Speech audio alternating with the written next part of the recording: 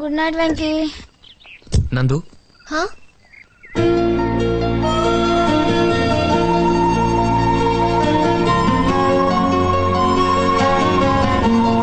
Venky good night.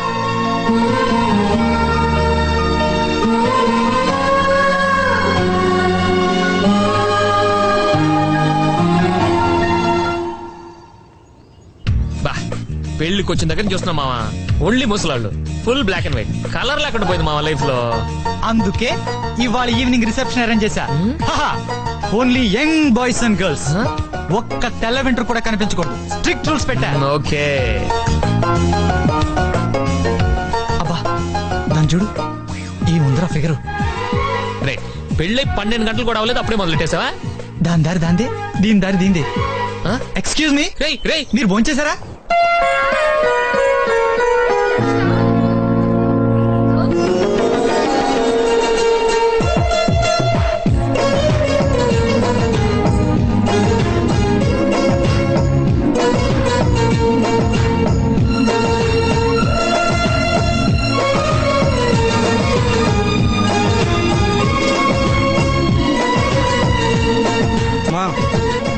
నాలుగు cool డ్రింకులు తెప్పించాను, చెరో 2. మావా వద్దురా. సరే భోంచేసి త్వరగా రూమ్కి రా, కనీసం పేక ఆడుకుని పాడైపోదాం. పువ్వెందుకిచ్చా? పులిహోర వడ్డించినా? పర్లేదు. ఏ అది నా గ్లాసు. అందుకే నా నీళ్ళు అంత రుచిగా ఉన్నాయి.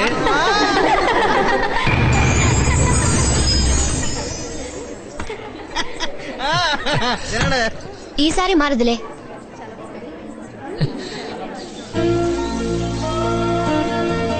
నువ్వు అలా నన్ను చూస్తూ ఉండకు, చాలా ఇబ్బందిగా ఉంది. మగాళ్ళు కూడా అమ్మాయిలు ఇలాగే చూస్తారు కదా. ఎంత ఇబ్బందిగా ఉంటుందో నాకు ఇప్పుడేగా తెలిసింది. ప్లీజ్ వెళ్ళు. నాప్కిన్ ఇచ్చేసి వెళ్తాను. అక్కడ పెట్టేసి వెళ్ళు, నేను తీసుకుంటా కదా. పర్లేదు. అయిపోయిందిగా, ఇక వెళ్ళు. పువ్వెందుకిచ్చావు చెప్పు, ఎందుకిచ్చావు? బుద్ధి లేక ఏదో బాగుందన్నావు, ఇస్తే హ్యాపీగా ఫీల్ అవుతాను ఇచ్చాను. సరే ఇప్పుడు ఇవ్వనులే.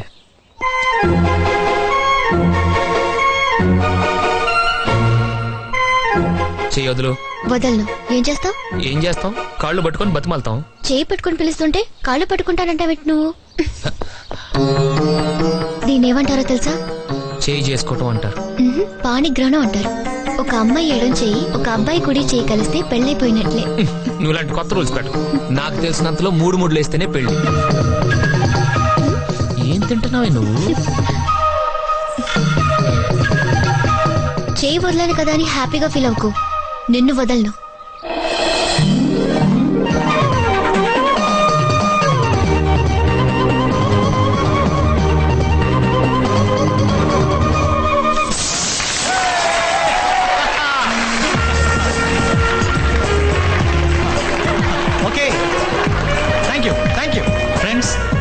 సిగరెట్ మానేసేటప్పుడు 10 మందికి చెప్పి మానేమంటారు. ఎందుకంటే ఆ తర్వాత మళ్ళీ ఎప్పుడైనా కాల్చాలనిపించినా అందరి ముందు మాట తప్పినట్టుంటుందని భయపడి సిగ్గుపడి కాల్చకుండా ఉంటామని. అలాగే పెళ్లి చేసుకునేటప్పుడు కూడా 10 మందిని పిలిచి చేసుకుంటారు. కార్లు గట్రా కొట్టిస్తారు, ఫోటోలు వీడియోలు తీస్తారు. ఎందుకంటే ఫ్యూచర్లో ఎప్పుడైనా పెళ్ళాన్ని వదిలేద్దామని టెంప్ట్ అయినా వీళ్ళందరి ముందు విలన్ అవడం ఇష్టం లేక తప్పక మనసొప్పక కాపురం చేస్తామని. డియర్ ఫ్రెండ్స్, ఇలా పళ్లతోటి కళ్ళతోటి విప్లవాన్ని ఆపలేరు. అందుకే నా వారసుడిగా వెంకీని ప్రకటిస్తున్నాను. Venky, you take over. Okay okay, thank you. నేను ఇప్పుడు మోహన్ గురించి కొంచెం మాట్లాడతాను. కొంచెం అని ఎందుకన్నానంటే అతని గురించి మంచి ఎక్కువ చెప్పలేం కాబట్టి. Just joking. నాకు ఇన్నాళ్ళు అభిప్రాయం ఉండేది, పెద్దవాళ్ళు చేసే పెళ్లిలో ప్రేమ అనేది ఉండదని. పెళ్లి కొడుకు జీలకర్ర బెల్లం పెట్టమ్మా అంటే జేబులో పెట్టాలా చేతిలో పెట్టాలని అడిగేంత అమాయకురాల ఆశ. అరుంధతి కనిపించిందా బాబు అంటే ఏ చీర కట్టుకున్న అమ్మాయిని అడిగేంత దుర్మార్గుడు వీడు. వీళ్ళిద్దరూ జీవితాంతం ఎలా కలిసి ఉంటారా అనిపించింది నాకు. కానీ ఇప్పుడు నా అభిప్రాయం తప్పు అనిపిస్తుంది. ఎందుకంటే పెళ్ళి 24 గంటలు కాలేదు, already they are in love. చూడండి, నేను ఇక్కడ మాట్లాడుతుంటే టేబుల్ కింద వాడు ఏం చేస్తున్నాడు. పెళ్ళి 2 అక్షరాలు, 3 ముళ్ళు, 4 అక్షంతలు, అంతే. కానీ అందులో ఏదో పవర్ ఉంది, ఏదో మ్యాజిక్ ఉంది, ఏదో లెక్క ఉంది, ఎక్కడెక్కడ వాళ్ళలో కలుపుతుంది. That is marriage. మనం ఎన్నో అనుకుంటాం, అన్నీ మన కంట్రోల్లో ఉంటాయని నమ్ముతాం. ఒక మనిషిని చూస్తాం, ఇష్టపడతాం, ప్రేమిస్తాం, కలిసి ఉందాం అనుకుంటాం. కానీ ఒక్కొక్కసారి కుదరపోవచ్చు, అందుకని బతకడమే మానేయలేముగా. అసలు మనం ఎవరితో కలిసి ఉంటామో మన చేతుల్లో లేదు. మనం కోరుకునే వాళ్ళతో ఉండొచ్చు, మనల్ని కోరుకునే వాళ్ళతో ఉండొచ్చు, అసలు ఏ కోరిక లేకుండానూ బతకొచ్చు. అంతెందుకు, మన అమ్మ నాన్నలు మనం సెలెక్ట్ చేసుకోగలమా? నేను ఎన్టీఆర్ మనోడుగా పుట్టాలి, అమితాబ్ బచ్చన్ అల్లుడుగా పుట్టాలని మనం కోరుకోలేం కదా.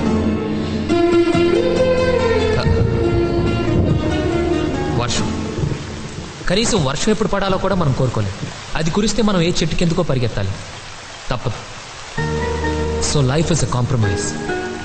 జీవితం ఒక రాజీ. మొత్తం జీవితమే కాంప్రమైజ్ అయినప్పుడు అందులో పెళ్లి అనే విషయంలో మాత్రం కాంప్రమైజ్ అవను, ఫలానా వాళ్ళని చేసుకుంటానడం కుదరదు కదా. మనకి కావాలనుకున్న వాళ్ళు దొరకనప్పుడు మనకి దొరికిన వాళ్ళని కావాలనుకోవడం మంచిది. ఎనీవే, నేను ఒక్కటి కోరుకుంటున్నాను, ఆశ బలంగా ఉండాలి, రోజు మొగుడిని కొట్టాలి, నా ఈ కోరిక తీరాలి. Okay? Hey, come on, folks. It's party time. Come on, join me. Come on.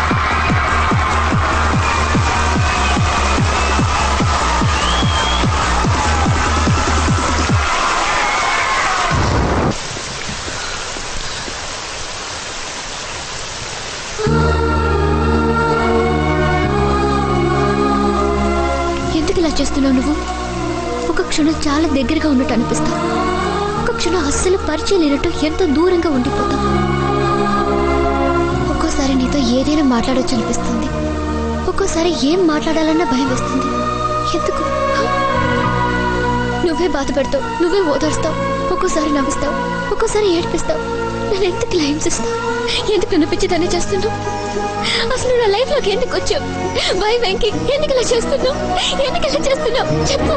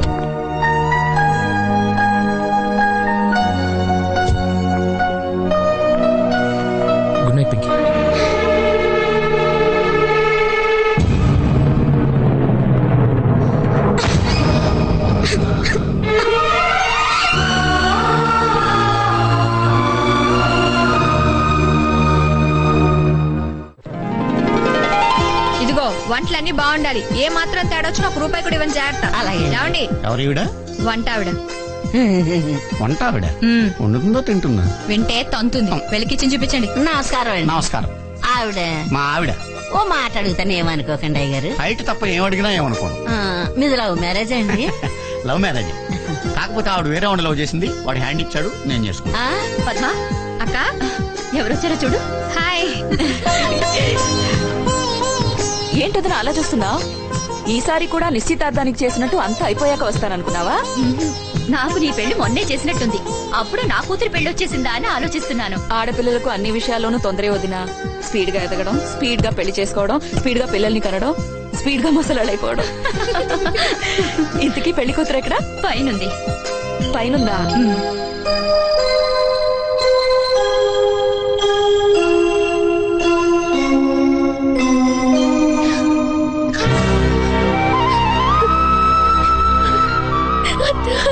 నందు,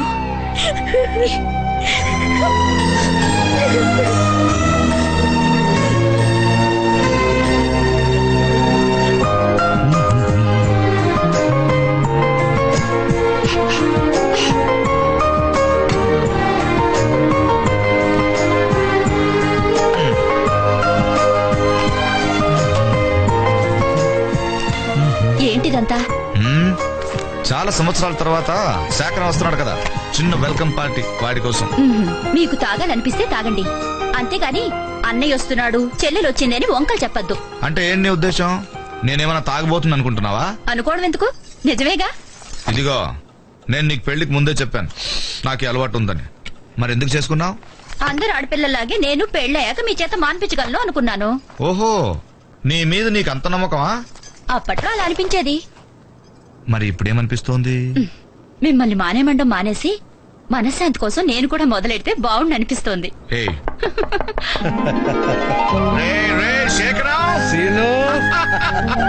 రేయ్, ఆగరా. నువ్వు అవుట్ హౌస్కి వెళ్ళి వస్తున్నావా, డైరెక్ట్ ఇక్కడికే వస్తున్నావా? ముందు అక్కడికి వెళ్తే సూట్ కేసు ఇక్కడికి ఎందుకు వస్తాను రా? చెప్పానా వాడి కొడుకు కంటే ముందు నన్ను చూడ్డానికే వస్తాడని? నువ్వు నమ్మలేదు, ఇప్పుడు చూడు. రే రే ఎన్నాళ్ళైందిరా రే. కొట్టొచ్చిందిరా. బానే ఉన్నానమ్మా, నువ్వెలా ఉన్నావు? బాగున్నానన్నయ్య. మా వాడే నిశ్చయించలేదు కదా. ఇంకా మీ వాడేంట్రా? Venky is my boy. నా కూతురు పెళ్లి పనులు మొత్తం వాడే చూస్తున్నాడు రా. వాడికి ఎంత బుద్ధి ఎప్పటి నుంచి వచ్చిందిరా? వాడికి బుద్ధి చిన్నప్పటి నుంచే ఉంది. నీకే వాడి మీద నమ్మకం లేదు. మీరు మాట్లాడుతూ ఉండండి, నేను కాఫీ తెస్తాను. కాఫీ కాదు, సోడా పంపించు.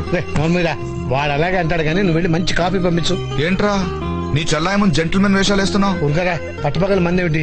అదే రేపు కూతురు పెళ్లి పెట్టుకుని. అలా గడ్డి పెట్టండి అన్నయ్య. ఏది పెట్టినా పర్వాలేదు, మేము తాగుతూ తింటాం. నువ్వు మారవరా? పెద్దనాన్నగారు మీకోసం ఆఫీస్ నుంచి ఎవరో వచ్చారు. 5 నిమిషాలు వచ్చేస్తాను, నువ్వు ఉంటూ.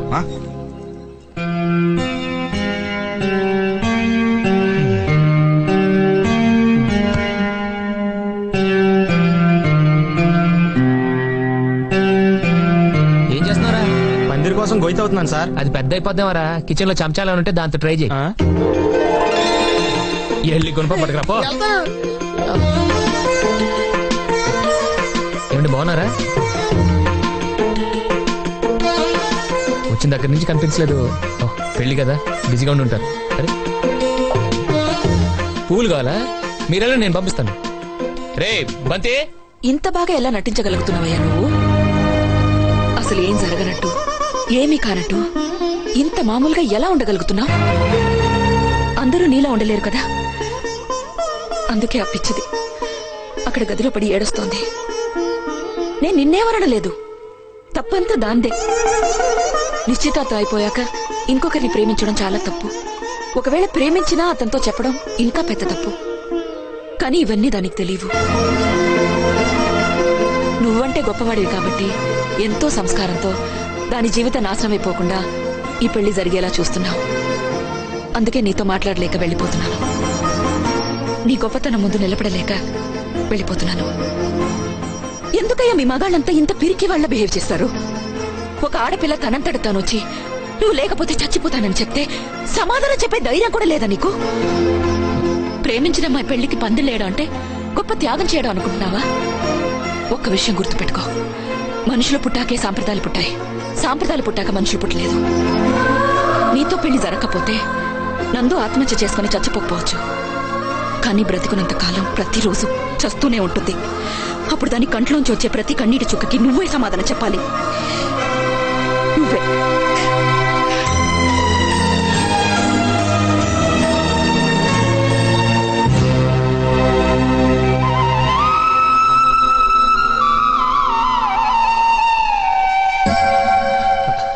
నానా, నువ్వెప్పుడొచ్చావు?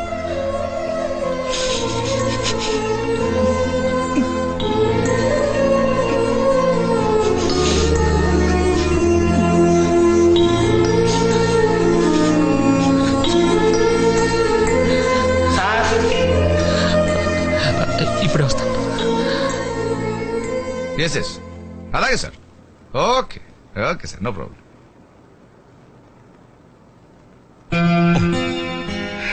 ముందు ఆ పందిరి పని పూర్తి చేయాలని. ఎలా ఉన్నాడు? నా దగ్గర ఉన్నప్పుడు కుర్రాళ్ళ ఉండేవాడు, ఇప్పుడు మొగాళ్ళ ఉన్నాడు. రా.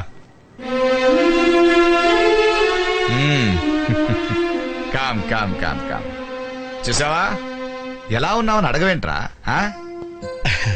బాధలో ఉన్నవాడిని బాగున్నావా అని అడగటం అమాయకత్వం, బాగున్నవాడిని ఎలా ఉన్నావని అడగటం అనవసరం. కరెక్ట్ గా చెప్పావరా.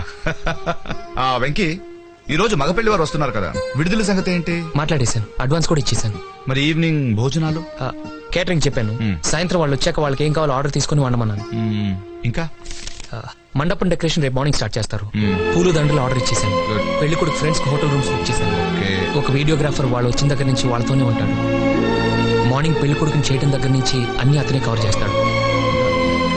మిగతా వెంకీ చాలు, ఇవన్నీ నాకు చెప్పొద్దు. మీ నాన్న నా పక్కన ఉన్నాడు, నువ్వు పెళ్లి పనుల్లో ఉన్నావు, నాకు ఇంకేం కావాలి?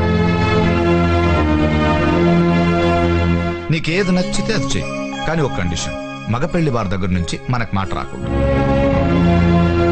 మూర్తి గారు అమ్మాయి పెళ్ళంటే మినిమం 10 ఏళ్లు గుర్తుంటుకోవాలి. అది ఎలా చేస్తావో ఆ బాధ్యత నీది. చివర్లో నన్ను పిలిస్తే వచ్చి అక్షంతలు వేస్తానంతే. ఏరా